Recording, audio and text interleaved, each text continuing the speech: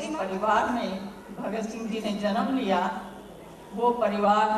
2 पीढ़ी पहले से ही देश की स्वतंत्रता के लिए काम कर रहा था। भगत सिंह के दादा यूं सिख थे, लेकिन वो आर्य समाज की लहर से प्रभावित होकर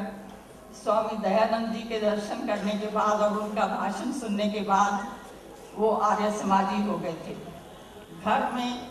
हर रोज हवन होता था और भगत सिंह जी भी उस हवन में बैठते थे। जब उनका यज्ञोपवीत किया गया तो भगत सिंह जी के दादाजी सरदार अर्जुन सिंह ने भगत सिंह और उनके एक बड़े भाई थे जगत सिंह, दोनों का एक साथ यज्ञोपवीत किया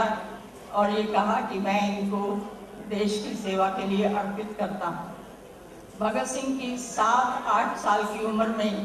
किया गया उनके दादा के द्वारा प्रण उन्होंने भगत सिंह जी ने पूरा किया और अपने को देश की आज़ादी के लिए 23 वर्ष की भरी जवानी में कुर्बान कर दिया। भगत सिंह के पिता, उनके 2 चाचा, वो उनका भी जेलों में आना जाना लगा ही रहता था। जिस दिन भगत सिंह का जन्म हुआ उस दिन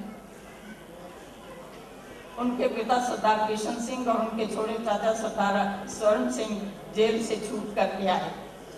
तो उनको सबने भागों वाला, पंजाबी में भाग्यवान को भागों वाला कहते हैं, तो उनका नाम उनको भागों वाला कहना शुरू किया और बाद में उनकी दादी ने उनका नाम भगत सिंह रखा। तो इस तरह के परिवार से आने वाले भगत सिंह, जिनको बचपन में ही देशभक्ति के संस्कार मिले, वो अपने दादा सरदार अर्जुन सिंह और दादी जयकौर की देखरेख में उनका पालन पोषण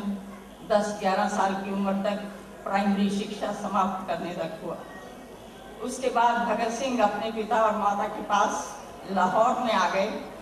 जहां उन्होंने अपनी शिक्षा डीएवी स्कूल से शुरू की। अभी भगत सिंह 12 वर्ष के थे जब जलियांवाला कांड हुआ और वहां पर सैकड़ों लोग अंग्रेजों ने गोलियों से भून दिए, जिनका कोई अपराध नहीं था, जो बैसाखी के मौके पर गुरुओं की नगरी अमृतसर में एकत्र हुए थे और वहां पर कुछ भाषण वगैरह भी हो रहे थे। इस घटना का प्रभाव भगत सिंह जी पर इतना पड़ा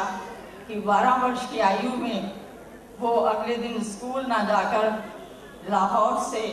बस लेकर के अमृतसर पहुंच गए और वहां से शहीदों के खून की लथपथ मिट्टी को उठाकर एक शीशी में भर कर ले आए।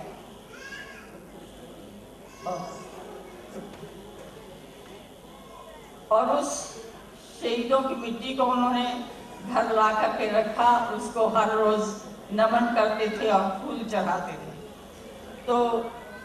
वो एक भगत सिंह के जीवन का टर्निंग पॉइंट